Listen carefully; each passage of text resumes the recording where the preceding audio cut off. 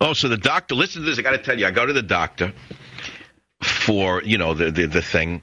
So as I'm walking up to the clinic door, there's like a ramp.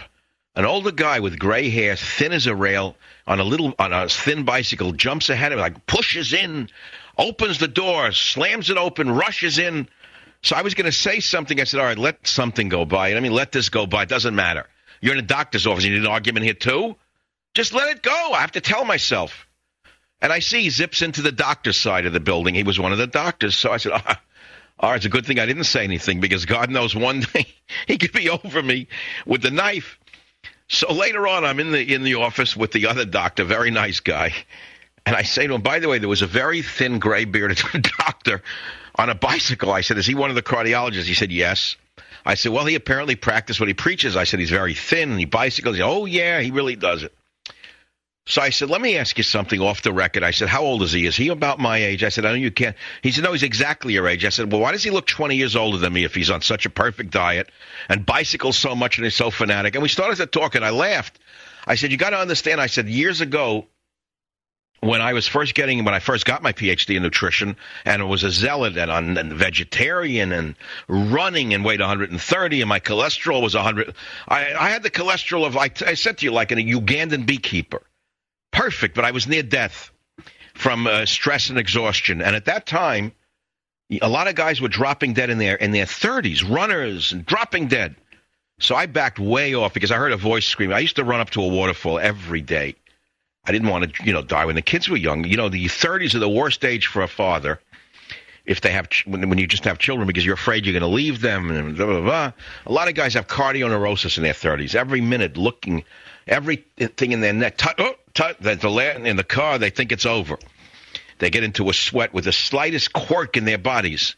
A nation afraid. Anyway, so I used to run up the hill every day to the waterfall, and one day I heard a voice in my head, call it a psychotic break if you want, started screaming at me, stop running, you fool. Stop running, you fool.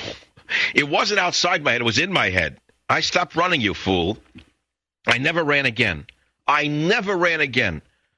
still think running is one of the most harmful exercises on the planet. Now, I know many of you run and you disagree with me.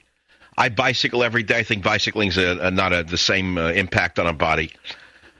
But anyway, the long and short of it is I realize you can only be so fanatic, and then the stress of fanaticism and worrying is going to kill you as fast as eating wrong will or whatever.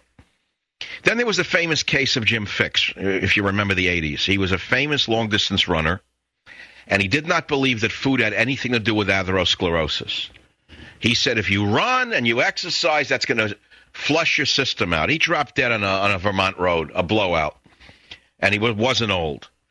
So what I'm getting at is it's not either or. It's not one system or the other. It's a balance. You got to understand that you can only control your diet up to a certain point, after which that point is at a diminishing returns in terms of a lifestyle that's going to be worth living. And remember that the object in eating food is not solely nutritional. It's also to enjoy it. You can't treat yourself like a lab rat, in other words.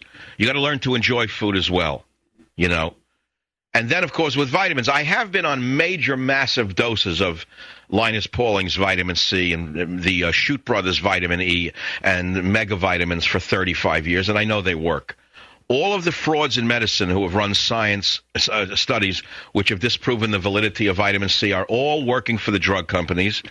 They all did fallacious studies that use either too low a dosage of vitamin C to have any nutritional or medical effect, and they used a limited amount of tocopherol, again in a low dose, that's vitamin E, and they only used D-alpha tocopherol instead of mixed tocopherols, therefore trying to prove that vitamins have no effect. They're liars and they're criminals as far as I'm concerned, because all the evidence is to the contrary from legitimate researchers, most of whom have disappeared from the medical world with the advent of the medical pharmaceutical establishment. Then there's coenzyme Q. Then there are, fish oils. And if you're taking these, God, please don't listen to the quacks. Please don't listen to the drug peddlers. They're necessary at a certain point in your health, for sure. They're not all bad.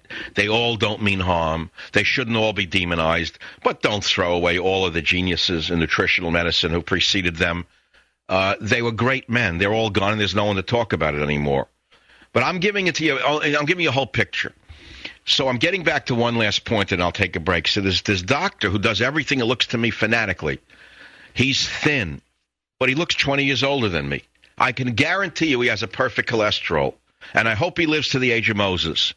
I don't mean in any way any kind of derogatory statement. It's a more generalized point, which is, so what if you have a little bit of weight on you?